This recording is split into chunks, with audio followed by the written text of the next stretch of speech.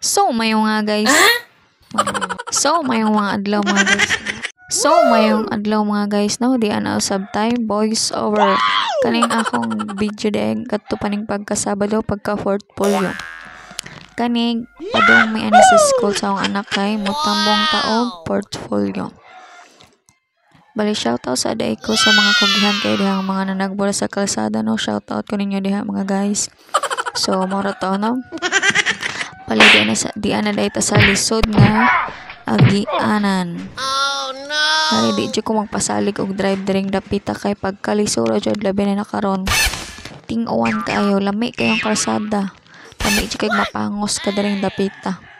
Tapos na pa yung motor na mga kagang-kagang na hapit na mo surrender. Bali hauban na nang ahong gipa drive ani, sakay na lang jud wa jud ko magpatug-atug og drive. Kay masin mapareha na sad sa una nga na slide ko diring dapita.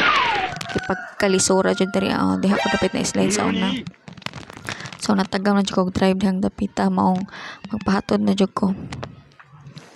Nana ta sa kalsada, kaning kalsada ha. Kuan na ni diri dapita, semento na ni kutob mo to sa eskwelahan. Kanina nga among atuan kay sa Mapgap.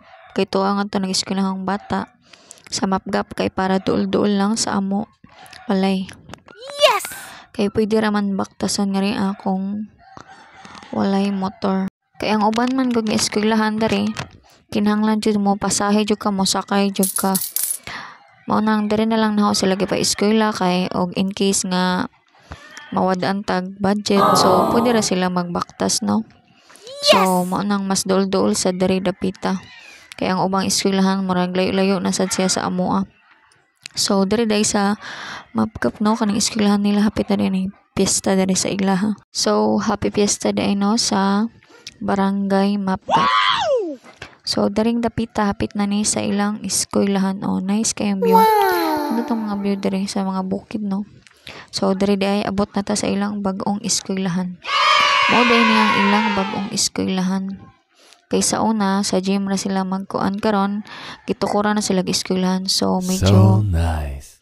Murag bag-uhay pa ni siya nga nahuman ng ilang eskwelahan maong ingani pa siya.